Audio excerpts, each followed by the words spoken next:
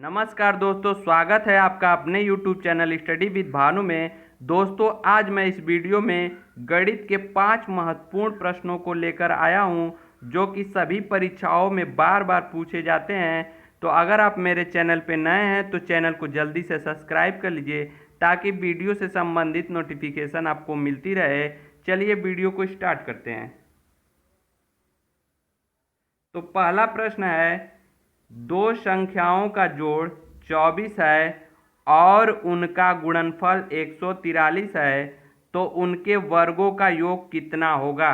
ठीक है, ये प्रश्न है, इसके 4 ऑप्शन दिए हैं। तो चलिए प्रश्न को हल करते हैं और देखते हैं कौन सा ऑप्शन सही होता है। ठीक है, तो दिया है दो संख्याओं का जोड़ 24 है। तो संख्याएं हमको पता नहीं है, तो सबसे पहले संख्याओं को कुछ भी मान लेते हैं। मान लीजिए संख्याएं, दो संख्या है, तो एक संख्या ए है और दूसरी संख्या बी है। एक्स वाई कुछ भी मान सकते हैं, ए बी एक्स वाई कुछ भी दो संख्या मान लीजिए। ठीक है, तो इसमें जो कहा है उसको फॉलो करेंगे हम। कहा है कि दो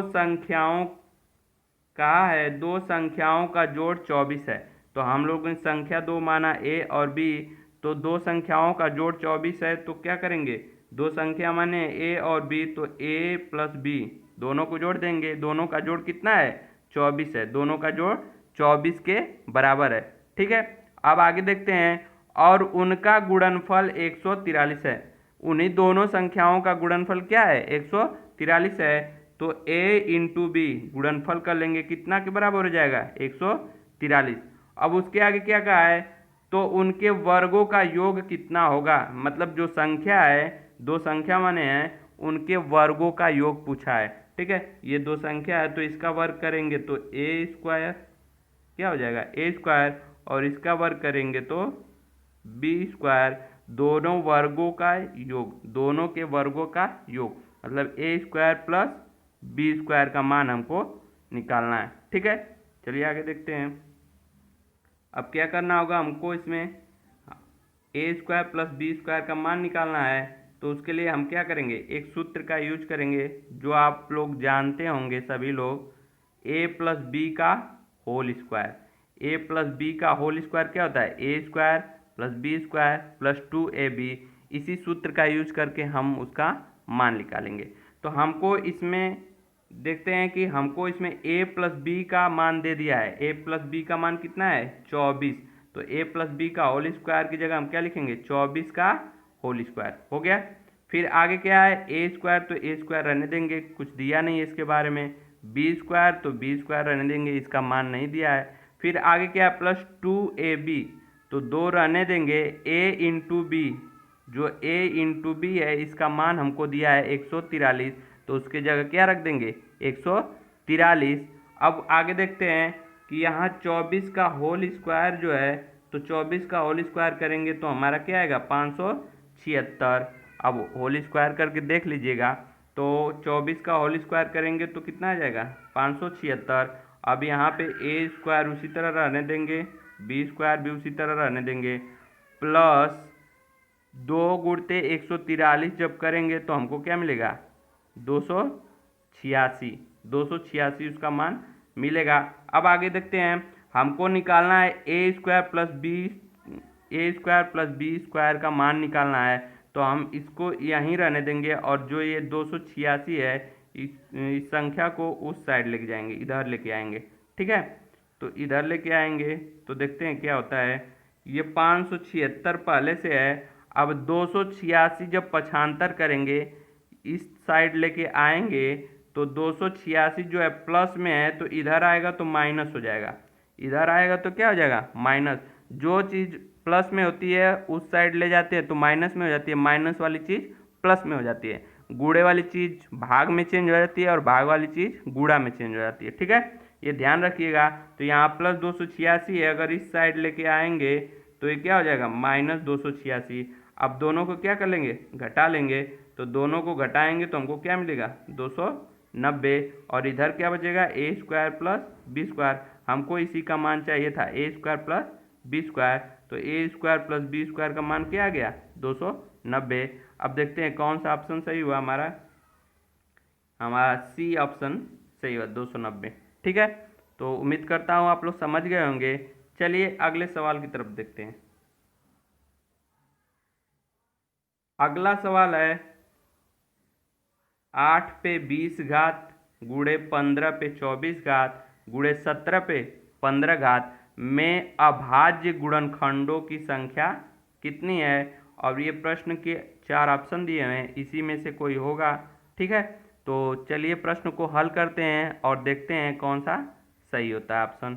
ठीक है, तो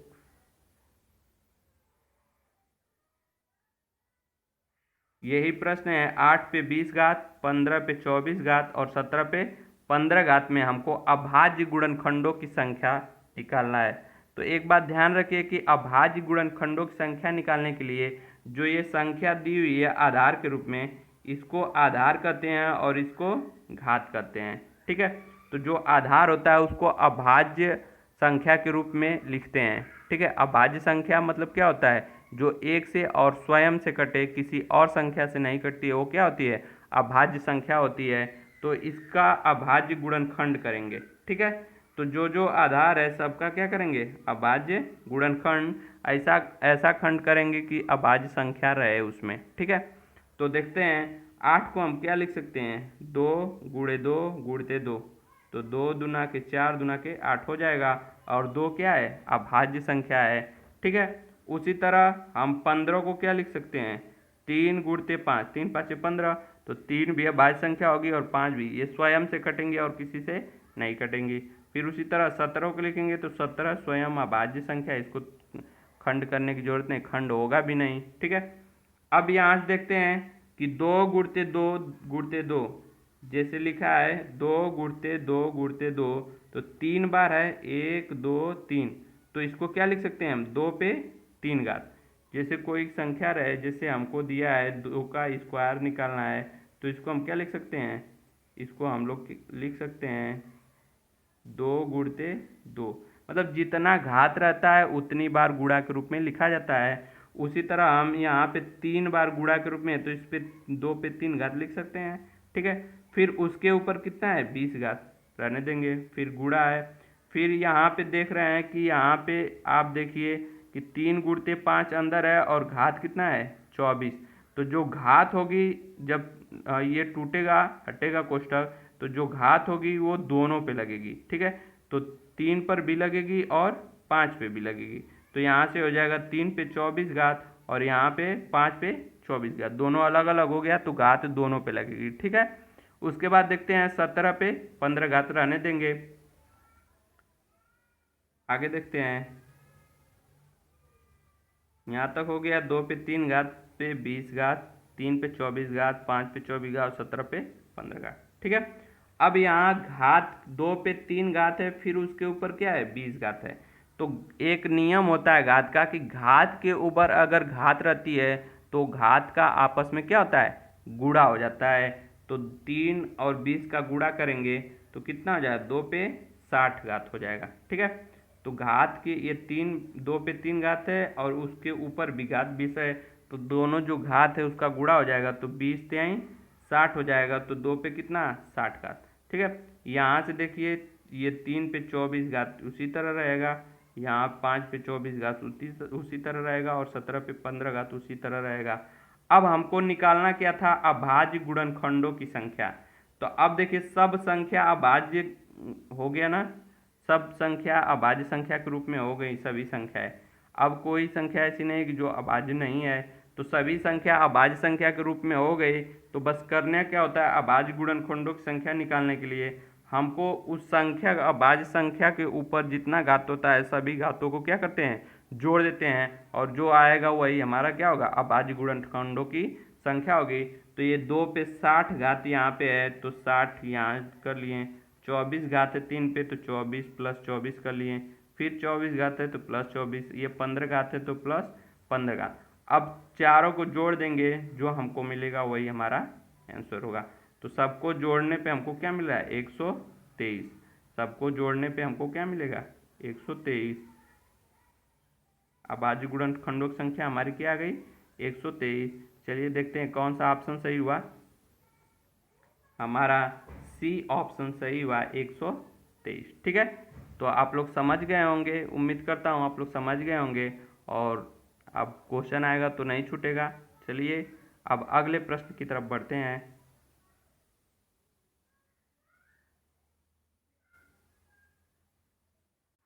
अगला प्रश्न है 2 पे 50 घात, 3 पे 40 घात, 4 पे 30 घात और 5 पे 20 घात में सबसे बड़ी संख्या बताना है हमको। तो सबसे बड़ी संख्या बताना है, तो ये 4 ऑप्शन है और चारों ऑप्शन में से हम देखेंगे प्रश्न को हल करके कौन सा सही होता है। और ये बहुत ही इम्पॉर्टेंट, बहुत ही महत्वपूर्ण प्रश्न है जो परीक्षाओं में पूछे जाते हैं।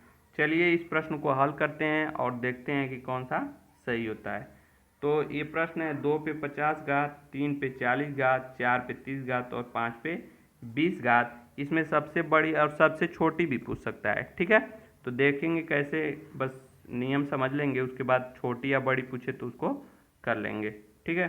तो देखते हैं कि ऐसे प्रश्न को करने के लिए हम सबसे पहले क्या करते हैं कि घात में जो कॉमन होता है उसको निकाल देते हैं। मतलब घात में जो सब में कॉमन जो संख्या रहेगी उसको निकाल देंगे। तो घात में यहाँ 50 है, यहाँ 40 है, यहाँ 30 है, यहाँ 20 है।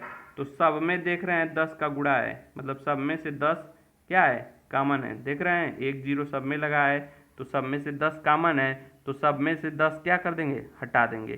तो यहाँ से इसमें से हटाएंगे तो क्या हो जाएगा, 2 पे 5 घात होगा, 10 पचे 50।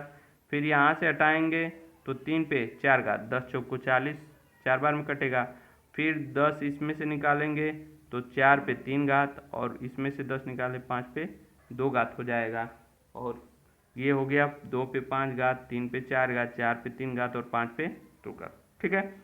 अब इसका क्या करेंगे, अब देखेंगे फिर से कॉमन नहीं कोई संख्या है, अगर कॉमन रहेगी तो उसको भी निकाल देंगे। लेकिन सब में देख रहे हैं कि कोई कुछ कॉमन नहीं है, 5 घात है, 4 घात, 3 घात, 2 1 2 घात है, तो इसमें से कोई संख्या अब कॉमन नहीं है। अब जब कॉमन नहीं रहेगी तो सीधे सीधे उसका क्या घात का मान निकाल लेंगे, और मान निकालने के बाद जो सबसे बड़ी संख्या होगी वो सबसे बड़ी होगी, और जो सबसे छोटा अंक होगा वो सबसे छोटी संख्या होगी। तो चलिए निकालते हैं मान सबका। तो देखते हैं कि 2 पे 5 घात, 3 पे 4 घात, 4 पे 3 घात, 5 पे 2 घात। तो 2 पे 5 घात का मान निकालेंगे अगर तो हमारा क्या आएगा, 32। 3 पे 4 घात का मान निकालेंगे तो कितना आएगा, 81। और 4 पे 3 घात का मान निकालेंगे तो 64, और 5 पे 2 घात का मान निकालेंगे तो 25। हमको पूछा क्या था इसमें, सबसे बड़ी संख्या। सबसे बड़ी संख्या पूछा था, तो इसमें से चारों में से देखेंगे सबसे बड़ी संख्या कौन सी है। तो सबसे बड़ी संख्या हमको दिख रही है 81 है। तो 81 हमारा आंसर नहीं होगा। उस संख्या के सीध में देखेंगे ऊपर जो है सबसे पहले संख्या दिया है वो हमारी सबसे बड़ी संख्या होगी। तो 81 किसका मान है, 3 पे 40 घात का मान आ गया है। तो क्या करेंगे, तो इस सबसे बड़ी संख्या क्या होगी, 3 पे 40 घात। तो हमारा ऑप्शन देखते हैं कौन सही होता है, ऑप्शन बी सही हुआ। यहाँ पे 3 पे 40 घात क्या होगा, सबसे बड़ी संख्या। अब यहाँ से देख लीजिए सबसे छोटी संख्या कौन होगी, इसमें से देखिए सबसे छोटी कौन है, सबसे छोटी 25 है। तो 25 के सामने देखेंगे ऊपर सबसे 5 पे 20 घात, ये क्या होगी, सबसे छोटी होगी, ठीक है। उम्मीद करता हूँ आप लोग प्रश्न समझ गए होंगे अच्छे से, और दोबारा प्रश्न आएगा तो कर लेंगे, ठीक है। चलिए अगले प्रश्न की तरफ बढ़ते हैं।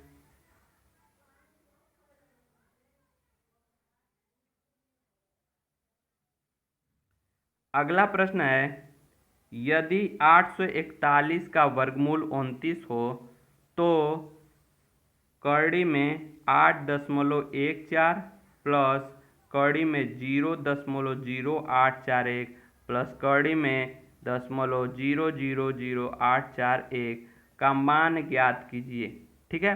तो इसका हमको मान ज्ञात करना है।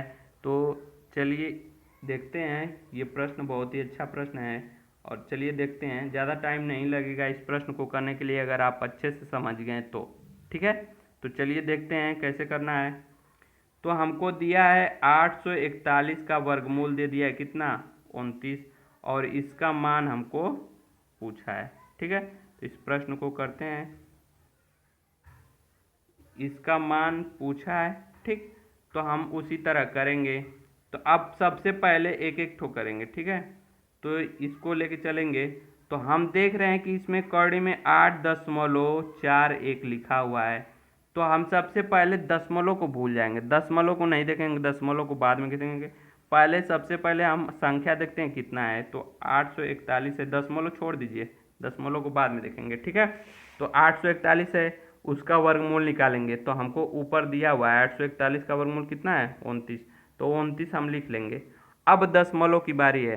तो हम देखते हैं कि वर्गमूल जब निकालते हैं तो दो दो का जोड़ा बनाते हैं, और घनमूल निकालते हैं तो 3 का जोड़ा बनाते हैं।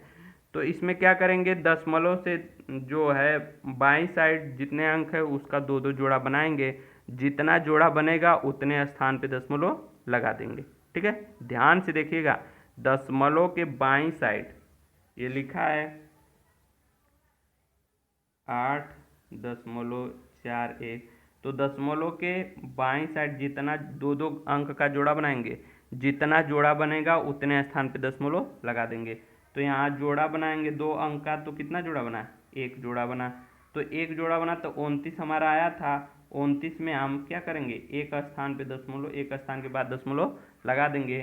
तो एक स्थान हमारा गिनेंगे तो 9 है, और 9 के बाद दशमलव यहाँ पे लगा देंगे। तो कितना आ जाएगा, 2.9 हो जाएगा, ठीक है। समझ में आ गया कि क्या करना है, कि करने के अंदर जो है उसमें सबसे पहले दशमलव को नहीं देखना है, पूरी संख्या का वर्गमूल निकालना है। तो 841 है, तो 841 का वर्गमूल निकालेंगे तो 29 हो जाएगा। उसके बाद दशमलव देखने के लिए दशमलव के बाईं साइड क्या करेंगे, संख्या का जोड़ा बनाएंगे, दो दो का जोड़ा बनाएंगे, वर्गमूल निकाले 2 का जोड़ा, घनमूल निकालेंगे तो 3 का जोड़ा। तो यहाँ 2 का जोड़ा बनाएंगे तो 1 जोड़ा बन रहा है, इसलिए दशमलव एक स्थान पे लग गया, ठीक है। अब आगे बढ़ते हैं, उसी तरह अगले वाले में करेंगे। ये है, तो इसमें सबसे पहले दशमलव छोड़ देंगे, और ये संख्या कितनी होगी, 841। आगे जीरो है तो जीरो को भी छोड़ देंगे। बस संख्या हम देखेंगे, जितनी संख्या उसका वर्गमूल निकालेंगे। तो वर्गमूल निकालेंगे तो 29 हो जाएगा, ठीक। अब क्या करेंगे, हम दशमलव देखेंगे उसमें। तो दशमलव के लिए हम क्या बताए थे कि दो दो का जोड़ा बनाएंगे बाएं साइड से। तो बनाएंगे तो ये एक जोड़ा बन गया 2 संख्या का, फिर यहाँ 2 संख्या का। जब तक दशमलव नहीं आता है वहाँ तक, जहाँ तक दशमलव रहेगा वहाँ तक जोड़ा बनाते जाएंगे। तो ये 2 जोड़ा बना यहाँ पे, एक ये 2 जोड़ा बना। तो दशमलव 2 अंक बाद लगाएंगे। तो वो 29 है, तो 1 और ये 2 अंक हो गया। उसके बाद दशमलव यहाँ पे लगा देंगे तो क्या हो जाएगा, 0.29। उसी तरह इस वाले में करेंगे। तो क्या करेंगे, सबसे पहले दशमलव और उसके आगे 0 है तो उसको छोड़ देंगे। पहले संख्या का क्या निकालेंगे, वर्गमूल। तो संख्या का वर्गमूल निकालेंगे तो 29। उसके बाद क्या करेंगे, जोड़ा बनाएंगे। तो 1 2 3, 2 अंक का जोड़ा बनाएंगे तो 3 जोड़ा बना, 1 2 3। अब दशमलव कहाँ लगाएंगे, 3 अंक बाद। तो 1 2 और 2 अंक है 29। तो अब आगे कोई अंक नहीं है तो हम क्या करेंगे, जीरो अपने से बढ़ा लेंगे, क्योंकि हमको 3 अंक चाहिए।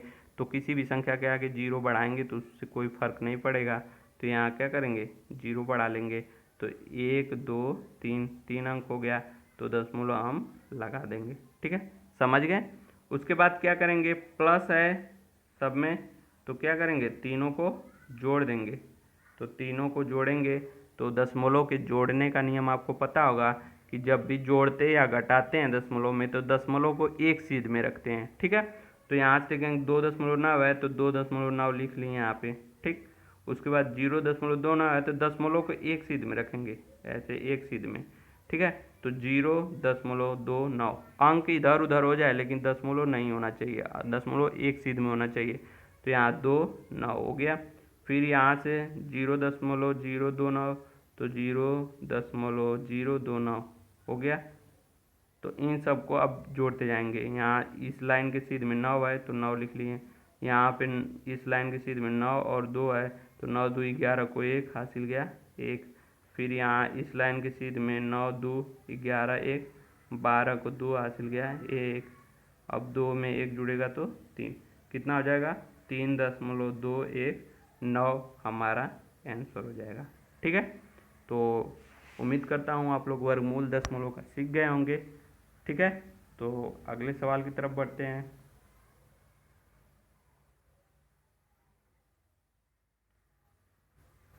अगला सवाल हमारा है 2 पे 6x माइनस 3 घात बराबर 8 में यक्स का मान ज्ञात कीजिए।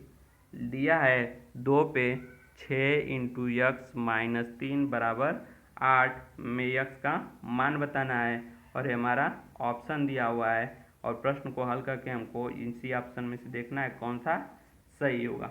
ठीक है, तो चलिए प्रश्न को हल करते हैं और देखते हैं कौन सा ऑप्शन सही होता है। तो ऐसे प्रश्न को करने के लिए देखिए क्या करते हैं, हमारे पास है 2 पे घात है 6x माइनस 3 बराबर 8। अब ऐसे प्रश्न को करने के लिए हमको क्या करना होता है कि दोनों तरफ आधार सेम बनाना होता है। ठीक है, दोनों तरफ आधार क्या होता है, सेम बनाना होता है। ठीक है, तो इधर आधार 2 है और उस पर घात है 6x माइनस 3 और इधर 8 है। तो 8 को हम लोग जानते हैं गुणनखंड करेंगे। आधार सेम बनाने के लिए क्या करेंगे, गुणनखंड करेंगे। तो 2 चौको 8, 2 दूना के 4 और 2 एकम 2, तो कितना 2 आ गया, 1 2 3, 3 ठो 2 आ गया। तो यहाँ 3 ठो 2 आया है तो हम क्या कर सकते हैं, 2 पे 3 घात लिख सकते हैं, 2 पे 3 घात। अब देखिए 2 पे 6x माइनस 3 और यहाँ 2 पे 3 घात, दोनों तरफ आधार सेम हो गया है, 2 2, दोनों तरफ आधार सेम हो गया। तो अब जब दोनों तरफ आधार सेम रहता है तो घात भी क्या होती है, दोनों तरफ आधार बराबर होता है तो घात भी आपस में क्या हो जाती है, बराबर हो जाती है। तो इधर घात है 6x माइनस 3 और इधर 3, ये दोनों आपस में क्या हो जाएंगी, घात बराबर हो जाएंगी। तो यहाँ से 6x माइनस 3 और बराबर 3। अब क्या करेंगे, 6x को रहने देंगे। अब आपको एक चीज़ बताए थे कि कोई भी संख्या अगर इधर माइनस में या प्लस में है तो उधर जाएगी तो जस्ट अपोजिट हो जाएगी। तो ये -3 है, उस साइड ले जाएंगे तो +3 हो जाएगा। 3 ये पहले से है और ये 3 आ जाएगा यहाँ पे तो +3 हो जाएगा। ठीक है, तो अब यहाँ हो गया 6x हो गया, इधर 3 3 6 हो गया यहाँ पे। ठीक है, तो अब देखते हैं आगे। तो ये 6x बराबर 6 हो गया। अब हमको क्या करना है, x का मान निकालना है। क्या करना है, x का मान निकालना है। तो इधर 6 देखिए गुणे के रूप में है, 6 गुणते x यहाँ पे है ना। तो अब इस 6 को हम इस साइड लाएंगे।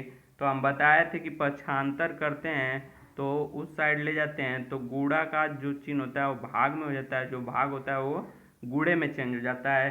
तो 6 को उधर ले जाएंगे तो इधर x बचेगा और 6 उधर जाएगा तो भाग में हो जाएगा। ठीक है, ये पहले से 6 है और ये 6 आएगा इधर तो भाग में हो गया। तो देख रहे हैं कि कट जाएगा, 6 एकम 6 एक बार में कट जाएगा। तो x बराबर क्या आ गया हमारा, 1। ठीक है, बहुत ही अच्छा क्वेश्चन था और आप लोग समझ गए होंगे कैसे करना है। बस क्या करना है, दोनों तरफ आधार बराबर करना है और आधार बराबर जहाँ हो जाता है उसके बाद घात को बराबर करके x का मान निकाल लेना है। चलिए देखते हैं कौन सा ऑप्शन सही हुआ। हमारा पहला ऑप्शन सही हो गया, क्या होगा, 1 होगा। तो इसी तरह अगर प्रश्न ऐसा आएगा तो आप लोग कर लेंगे। तो वीडियो आप लोग को कैसी लगी कमेंट करके ज़रूर बताइए और हमारी वीडियो को लाइक और शेयर कीजिए। मिलते हैं अगले वीडियो के साथ, तब तक के लिए धन्यवाद।